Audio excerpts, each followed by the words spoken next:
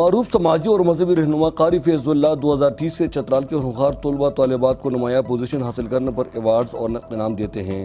حسب روایت اس سال بھی ہونہار طلبہ طالبات اور سماجی خدمات سر انجام دینے والے نامور شخصیات کو قاری فیض اللہ کی جانب سے انعام اور اقرا ایوارڈ دیے گئے۔ اس سلسلے میں government centennial model high school lower Chitral میں ایک تقریب منعقد ہوئی۔ ڈپٹی کمشنر چترال انور الحق مہمان خصوصی تھے، جبکہ تقریب کی صدارت سابقہ MPA مولوی عبدالرحمان نے کی۔ تقریب سے خطاب کرتے ہوئے مقررین نے قاری فیض اللہ اور ان کے ہمکار مولوی حلیق الزمان خطیب شاہی مسجد کی خدمات کو سراہا، جو 2003 سے دینی مدارس کے ساتھ ساتھ عصری علوم کے اسکول، کالج اور جامعات کے طلبہ طالبات کو بھی ایوارڈز دے کر ان کی حوصلہ افزائی کرتے ہیں۔ DC چترال کا کہنا ہے کہ ضلعی انتظامیہ بھی صوبائی حکومت کی ہدایت پر اس قسم کا سلسلہ شروع کرنے والے ہیں۔ ٹیلنٹ ہنٹ اسکالرشپ پروگرام ہے، اس میں اسی قابل طلباء جو جنہوں نے پوزیشنیں لی ان کو ہم حوصلہ افزائی بھی کریں گے، ان کو انعام بھی دیں گے اور ساتھ ساتھ میں اسکالرشپ بھی دیں گے کہ ان کے جو تعلیمی اخراجات ہیں وہ حکومت برداشت کر سکے۔ مولوی حلیق الزمان نے اس پروگرام کی اراز و مقاصد پر اظہار خیال کیا۔ 2003 سے پہلے چترال میں جو بچیاں تھیں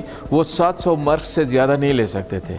پھر جب ہم نے یہ پروگرام شروع کیا تو الحمدللہ اب ہمارے بچے اور بچیاں 1000 سے زیادہ نمبر لیتے ہیں۔ Principal government college of commerce and management science professor صاحب الدین کے مطابق اس سے طلباء میں مقابلے کا رجحان بڑھ جاتا ہے۔ اسٹوڈنٹ میں کمپٹیشن کا یہی طریقہ ہے جو قاری فیض صاحب چترال کے لیے کر رہے ہیں۔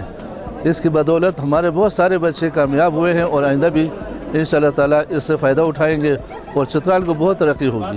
ڈسٹرکٹ ایجوکیشن آفیسر برائے خواتین بی حلیمہ نے بھی اسے نہایت مفید قرار دیا۔ اس سے بچیوں میں سیکھنے کی دلچسپی پیدا ہوتی ہے، بچیاں مزید آگے بڑھنے کی کوشش کرتے ہیں، ایک دوسرے سے سبقت لے جانے کی کوشش کرتے ہیں۔ اس موقع پر ایوارڈز لینے والے چند طالبات نے بھی نہایت خوشی کا اظہار کیا۔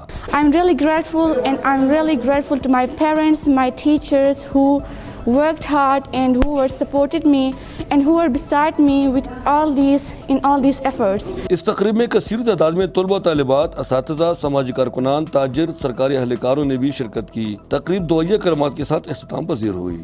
احمد فاروقی، چترال۔